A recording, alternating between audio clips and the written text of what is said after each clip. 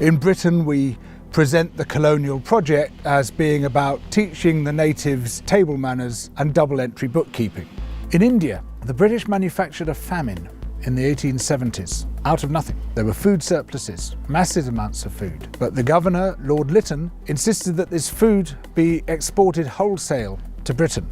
The ensuing starvation killed at least 12 million people, possibly as much as 29 million people. All relief works were banned except for hard labour in labour camps, where the inmates received the same rations as the inmates of Buchenwald, and where there was a 94% death rate per year.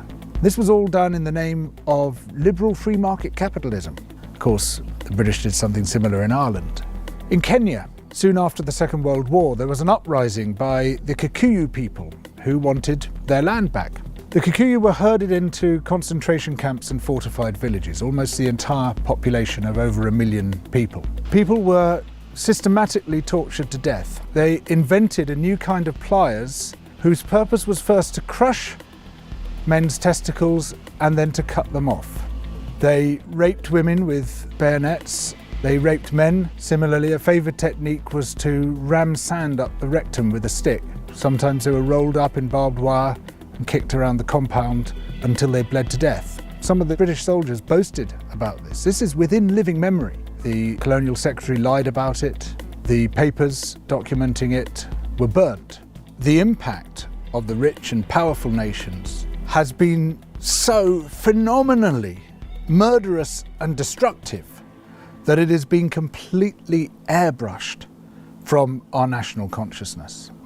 In order to justify the land-grabbing colonial projects, you had to create an ideology. We, the Europeans or the Americans, have come to rescue the rest of the world from its depravity and backwardness. But in order to do that, you have to be able to demonstrate that the rest of the world is depraved and backward. From this arose the racism that is still with us today. It was a necessary component of the colonial project.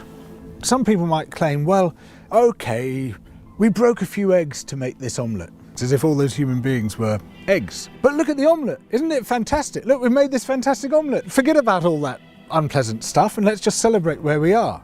Where we are is a continuation of the project. We commodified people's land and people's labour and turned it into our property. We're also destroying the rest of the living world alongside it. We don't have to be like this. We are the same human beings as anybody else. We're all part of the same big human family. We just have to recognise that, accept that. And of course, within Western countries, there are plenty of brilliant people resisting colonisation, both internal colonisation within our own countries and external colonisation of other people's countries. These are the voices which must come to the fore, those who emphasise altruism and kindness and generosity and empathy for others, those who recognise that skin colour and any other difference of language, of religion, of background is completely irrelevant by comparison to what we share, which is our humanity.